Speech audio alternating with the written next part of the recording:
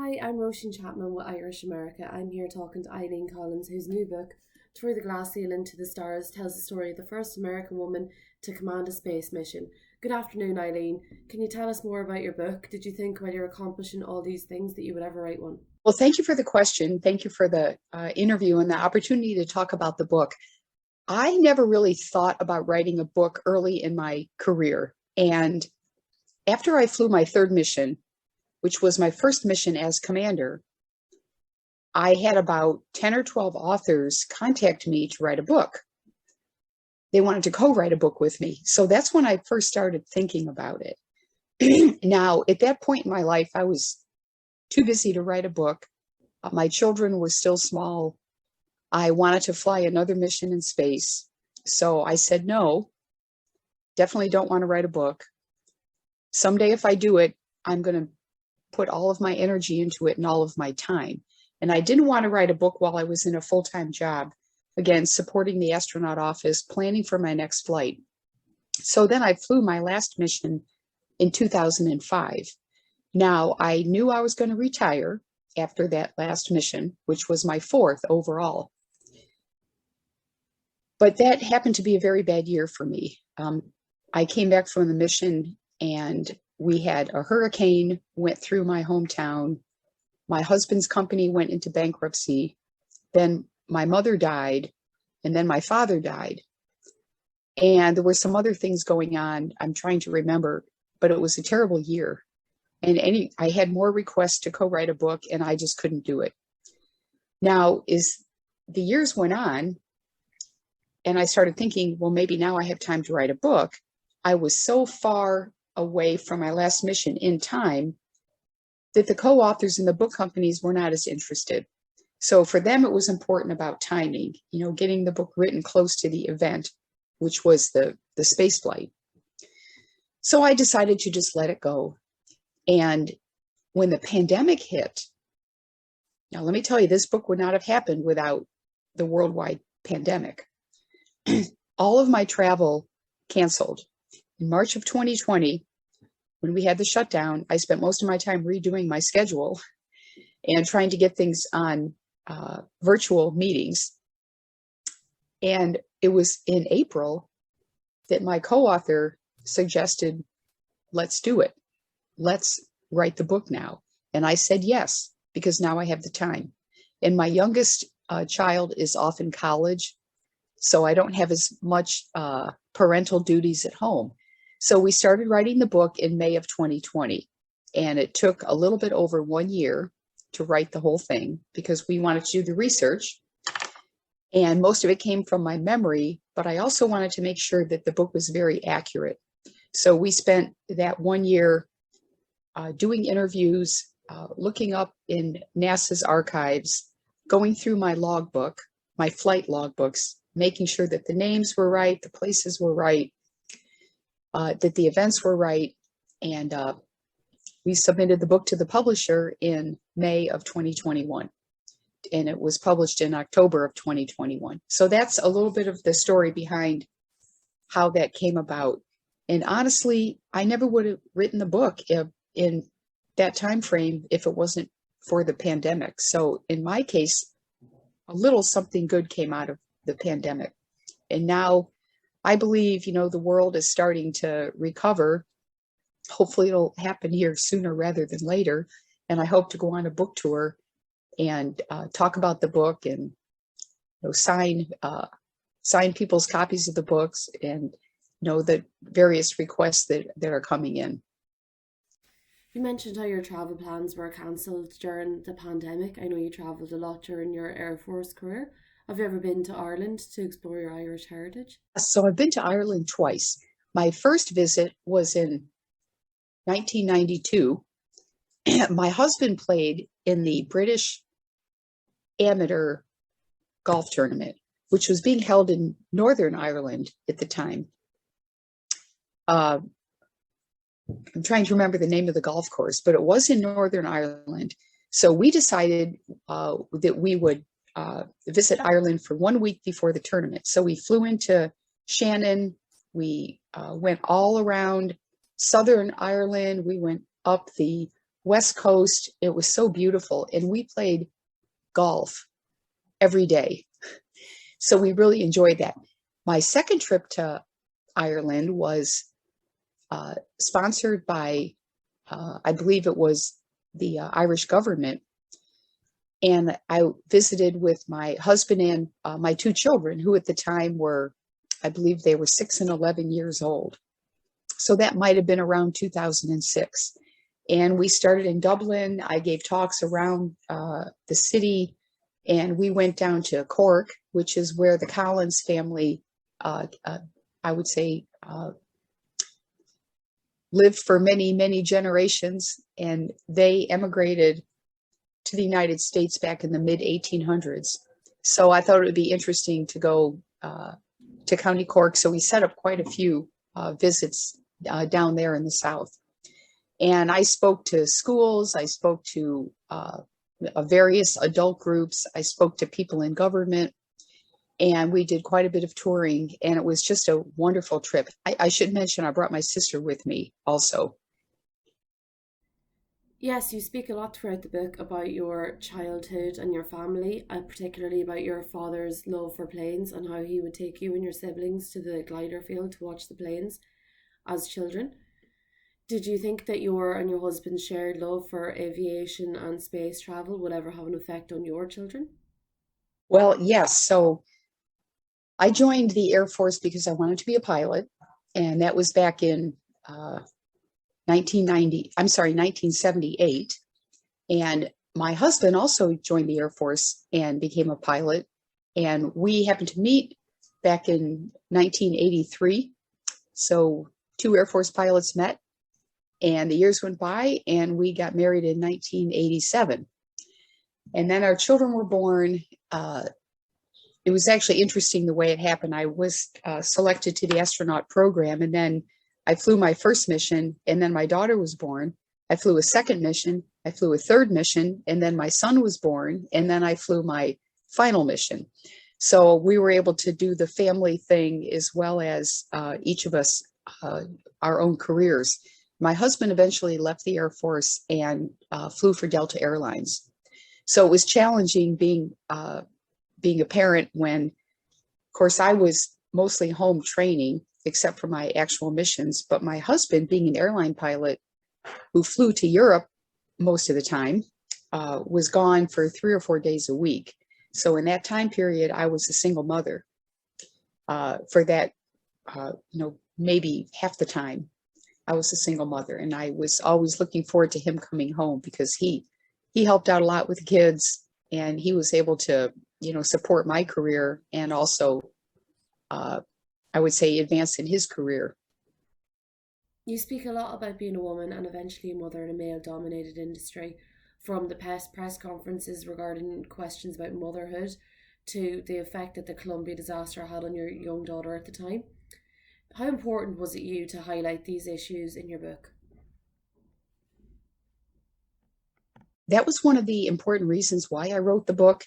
I wanted young people, girls, but boys too, young people to see that you can, it's not easy, but you can get married and be a parent as well as follow your career. And I think it's important that, the family is very supportive and the family communicates very well. So when the accident happened, it was 2003, the Columbia accident happened. And I talk about this in the book because just 2 months, less than 2 months before the accident, my daughter was 7 years old. I sat down with her and I asked her about the Challenger accident, which happened back in 1986. Remember, there were two shuttle accidents that killed all 7 crew members on each one. And I asked my daughter if she knew about the accident from 1986. You might remember Challenger had the teacher on board and they exploded on launch. It was a horrible tragedy. And my daughter said, no, she didn't know about that. So I showed her a picture of the crew. I showed her a picture of the accident. And I said, you need to know from me that this happened. I don't want one of your friends in school to tell you about it. And then, you're going to be very scared if you have not heard it from your parents first. So I told her that this problem that caused the accident has been fixed. It's not going to happen again. And if any of your friends tell you that your mom's going to have an accident on the space shuttle, you can just tell them, oh, I know about that. And I know that problem has been fixed. And my mom's going to be fine. So I had that talk with her. And then less than 2 months later, we had an accident. Now, it wasn't on launch. It was an accident coming home, and it was a different reason. But I get the feeling that, that was, well, I know that was very upsetting to my daughter, again, 7 years old. So my mission was the next one. We were supposed to fly 5 weeks later. Well, obviously that didn't happen because we had an accident investigation, and my mission finally flew 2.5 years later. And she was 9 years old. Her name is Bridget. So nice Irish name. So she was very scared. She's told me over and over again through the years how scared she was as I was going into my launch. But now also because we had had an accident returning from the mission, we were up there 15 days. She was worried the whole 15 days as well as the flight coming home. So I think the point is that, when the parents have a risky job, maybe you're a firefighter, maybe you're a police officer, maybe you're like a test pilot, or you do things that tend to be a little more risky, your families worry about you.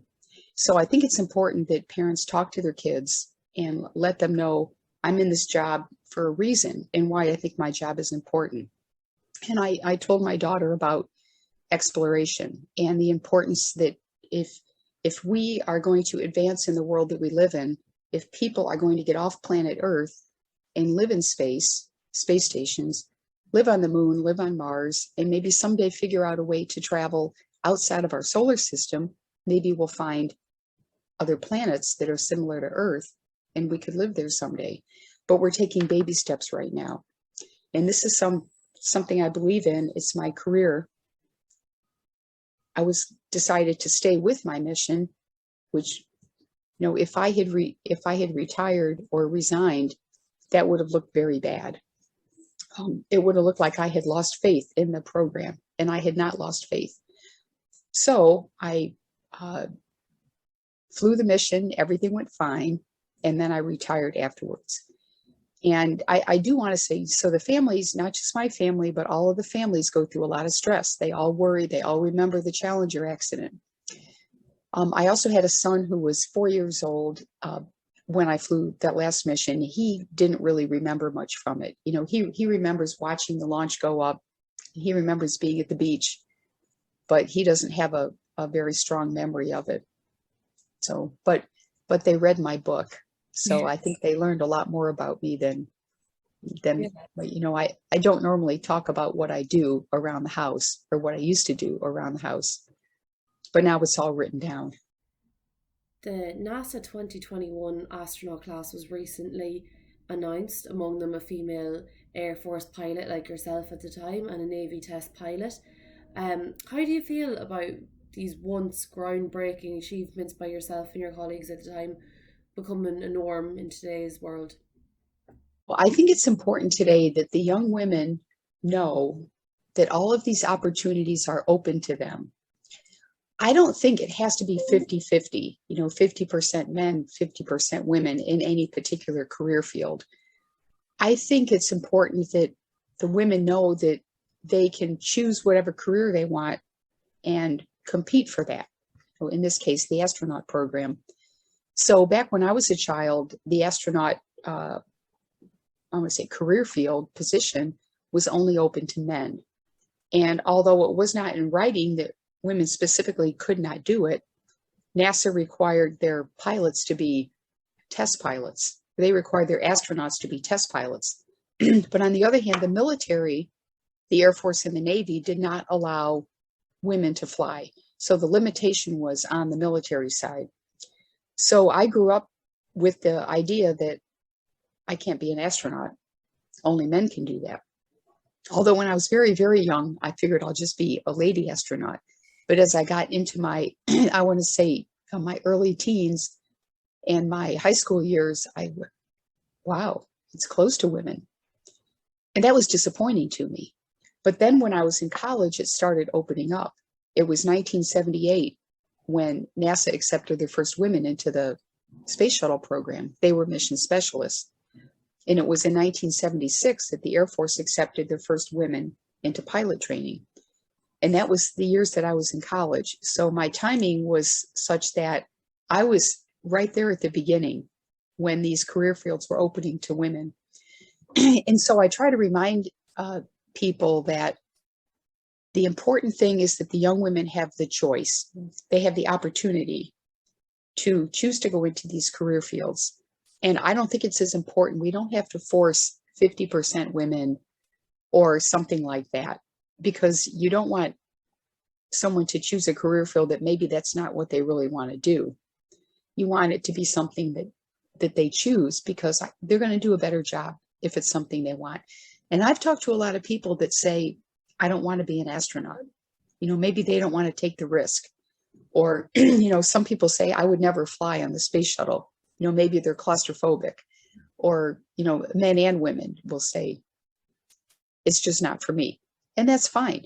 But if it's something you want to do, it's open to everybody. I would say the biggest limit right now is medical.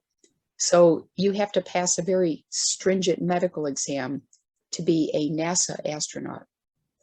But it's a different subject, but as the space program opens up more and more, we see civilians, I'm saying non-government astronauts, flying on private spacecraft. So they don't have near as strict medical requirements. That's interesting you brought that up. Celebrities such as Michael Strahan and William Shatner have recently gone into the edge of space on Jeff Bezos' Blue Origin. What does the future of space exploration look like to you with this recent privatization and almost trend of celebrities going into space? Well, I'm very excited about the commercial side or the private side. So, as you know, historically, almost every space flight has been government. So in the case of the United States, it's NASA, the National Aeronautics and Space Administration. So we owned the shuttle. We operated the shuttle. We owned all the Apollo hardware. And we owned, before that, Mercury and Gemini programs. We owned all that hardware. So what's different now is you have companies like SpaceX, Boeing, Sierra Nevada, and others that own their own hardware. They own the rockets, they own the capsules. In some cases, they own the launch pads and the hangars. And so NASA is a customer. So we'll say, we will buy this mission from you, or we want to launch 2 astronauts on one of your, let's say, SpaceX Dragon capsule, for example. It's a Dragon capsule and the Falcon rocket. So NASA will pay SpaceX for those seats, and they'll also pay for some training. So that's the new model today. So it is different in that, who's responsible, who's liable, but NASA is very involved on the safety side. So NASA is not going to send astronauts to fly on a private rocket unless NASA believes it's very safe.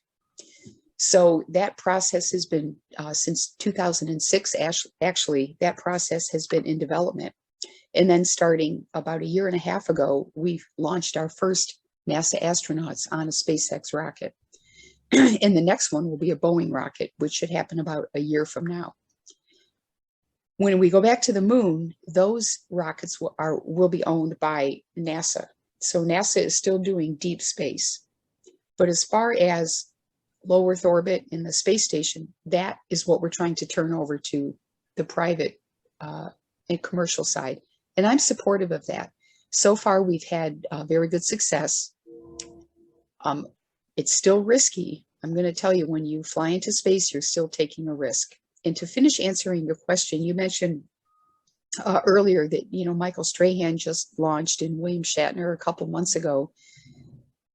Those missions were suborbital. So they just went up and they came down. It might have been 10 or 12 minutes. But when you go to the space station, you're going into orbit. So instead of going up to 60 miles, you're going up to over 200 miles, and you are actually orbiting the Earth. You're circling the Earth. And when you go to the space station, you're not up there for minutes, but you're up there for months. And the average stay on the space station is 5 or 6 months. And also the difference with going into orbit is when you come home, you have to have a heat shield because you come down through all that atmosphere at a very high speed, and you heat up to 2,000 or 3,000 degrees on the outside of the spacecraft. So you must have a heat shield if you go to orbit. Whereas those Blue Origin flights with Michael Strahan, for example, they did not need a heat shield. They just went up and came down. So there's different degrees, and I won't go into any more detail, but you can look it up if you're interested. But there's different degrees of spaceflight. There's the suborbital, like Blue Origin. There's the orbital, where the space station is. And then there's deep space, which is going back to the moon and going on to Mars. NASA is still, I want to say, owning the deep space mission, and that we're still building rockets and capsules to take astronauts to deep space while we turn suborbital and orbital over to the private sector. So, apart from the future of space travel in NASA, what's next for you on a personal level? I know you mentioned perhaps a book tour if travel restrictions ease. Do you have any other plans? I would say over the next 2 or 3 months, definitely, and maybe longer, we'll see how it goes. I'm going to continue on with this book tour. So we still have a bit of a pandemic going on. I keep hearing it's getting better, which is very encouraging. But much of my work now is virtual. So I'm doing, like what we're doing today, I'm doing interviews on, the virtual platforms. And I'm doing book signings through the mail. So I can sign books and mail them off. And that can get to be a little bit tedious. I'm starting to fold in-person book signings. So some private museums are willing to do that. Some of the bigger booksellers are not ready yet, but I think that will help in a little bit, because once the larger bookstores open up to in-person book signings, it'll be farther down the road, and I can do those, and maybe allows me to declutter my schedule now a little bit. But I am going to bookstores nearby. I'm signing books and I'm leaving them there, and then people can come in later and buy them. So there are things that can be done, but like tomorrow I have another speech and it's virtual, and I think it would be much better if I went in person, but they're just not ready yet for in person. So we're getting a little bit of it done. And so, oh, by the way, Jonathan Ward and I, my co-author Jonathan, we wrote the book entirely virtual. We never saw each other until 2 months after we submitted the book to the publisher. So you can write a book with a co-author completely virtual. And I mean, we talked on these virtual platforms all the time, and it worked out really well. I'm Róisín Chapman with Irish America. I've been talking to Eileen Collins, whose new book, Through the Glass Ceiling to the Stars, is available now. Head into a local bookstore. Maybe you'll even find a signed copy. Thank you. Thanks for talking to me. And I want to say Merry Christmas and Happy Holidays to everyone.